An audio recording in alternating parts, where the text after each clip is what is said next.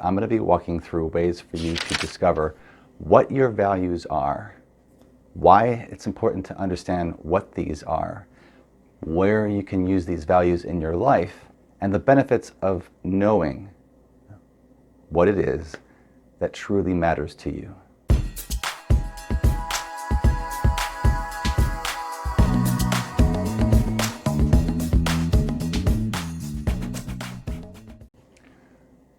Hello everyone, my name is Todd and welcome back to another Wellness Talks. Now this one's not quite so brief. This particular topic's a little bit longer. So I'm going to be spreading this out in a series of videos, probably 3 or 4, so that I can try to keep them once again under 10 minutes. Now the whole series is going to focus on discovering your personal values, your core values, or as I like to say, your prime values. And the reason I utilize the word prime is because in the world of mathematics, it's the number that can't be reduced any further. So think 2, 3, 5, 7, your prime values, the things that they just boil down into.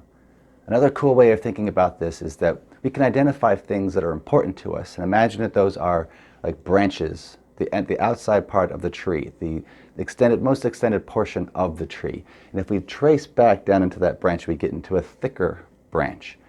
That would be a secondary value. And then of course, then that would bump into maybe 1 or 2 or 3 larger branches, which is what everything else stems for. And those I would call your prime. And of course, the main section of the tree is you. So today's video, I'm going to be focusing heavily on what is a prime value and why, what are the benefits of knowing them. Well, these are going to be those core aspects of yourself. These are the things that you cannot live without. These are the things that cause emotional stress and distress when we're not moving in that direction. These are the things that once we figure out what they are, we can look back on actions that we've done, on decisions that we've made, having a sense of purpose. These actions, these things we have done would have been meaningful, purposeful. They bring a certain level of importance to our lives, even if it was difficult, and especially when it was difficult.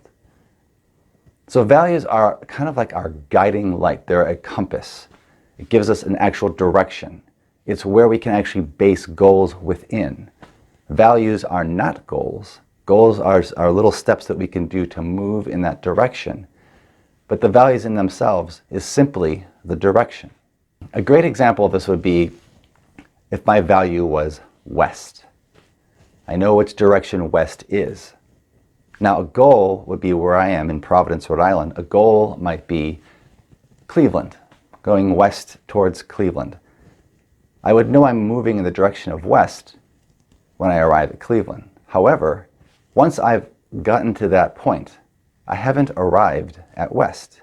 Now it would have been west of where I was, Providence, Rhode Island, but it's still not west. Once I get there, there is still another place for me to go. That's the value. The goal would be Cleveland, and then perhaps I would pick Chicago or Denver or Portland, Oregon. West and west and west.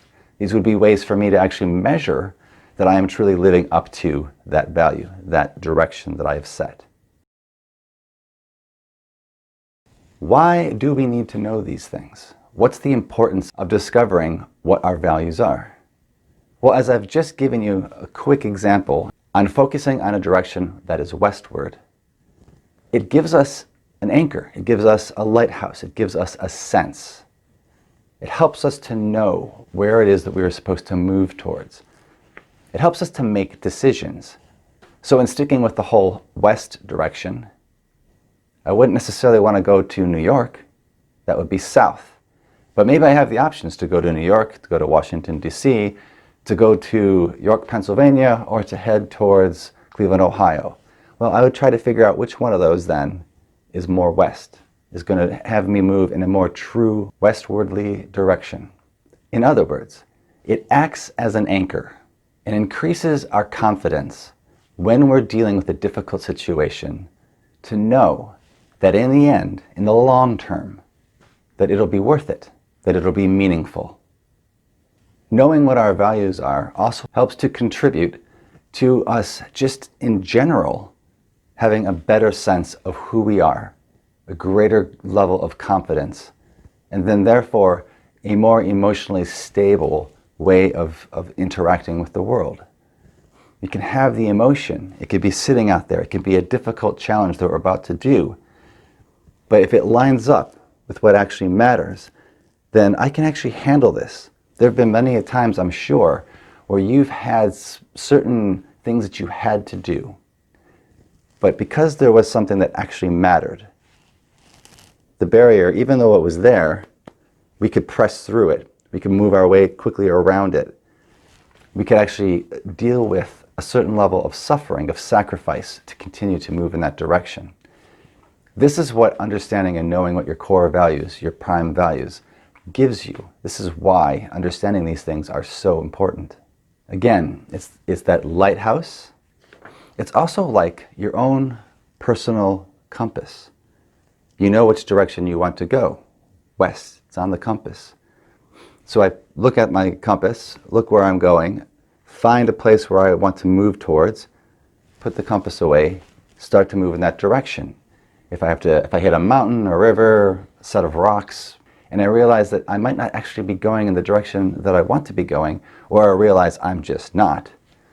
For instance, perhaps I'm facing in a direction and the sun's coming up. Pull out the old compass, my values, the things that I've written down, and go, oh, no, I need to move that direction. That's where I need to move towards. That's why I was starting to feel bad. That's why I was having all this anger, all this sadness, all this depression. And I can just pivot right there on the spot and move towards that which actually matters, even if it does mean I'm climbing over a mountain to go west.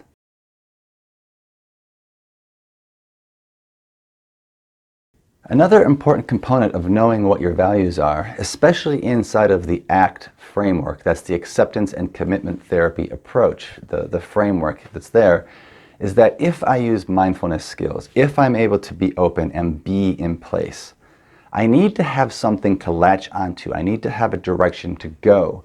Otherwise, I will probably fall right back into whatever it was that I had just removed myself from, diffused from, pulled away from. So diffusion and mindfulness all by themselves, those are great tools, and we utilize those inside of ACT all the time. But if I don't actually have somewhere I can look and move towards, I'm going to fall right back into whatever it was that I was dealing with, that my mind, that the thinking mind was dealing with.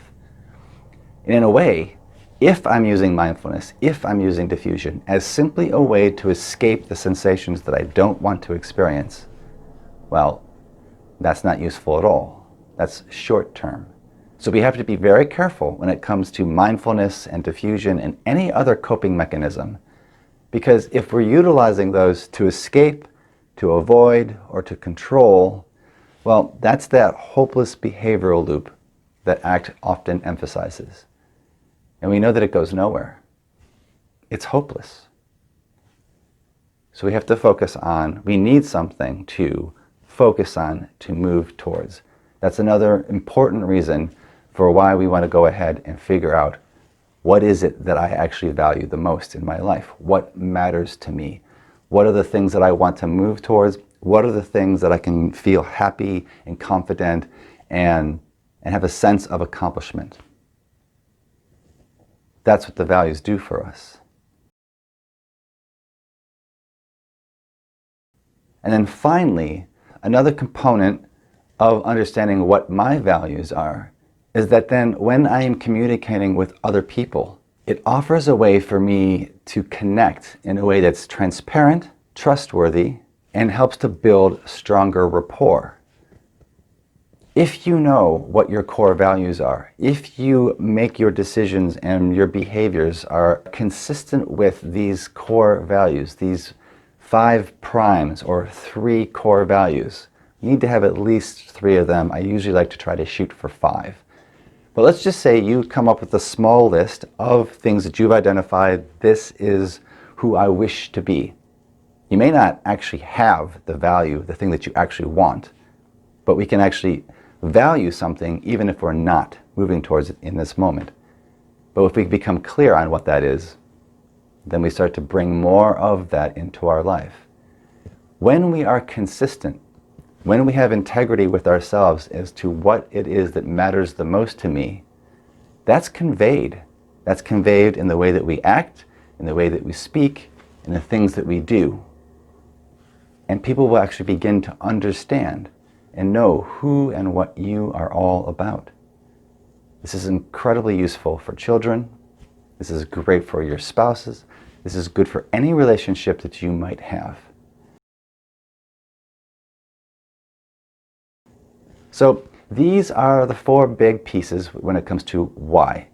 First off, what again are the values?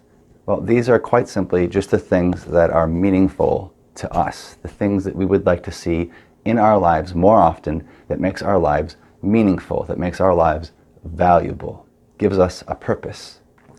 It's an anchor. It gives us a direction. It helps us to stay grounded, to move through towards something even when it may be a difficult task. It's a compass that's in our hand. No matter where we go, once we know what those prime values are, you can check back on wherever we've written them down, or after time you'll just know what they are.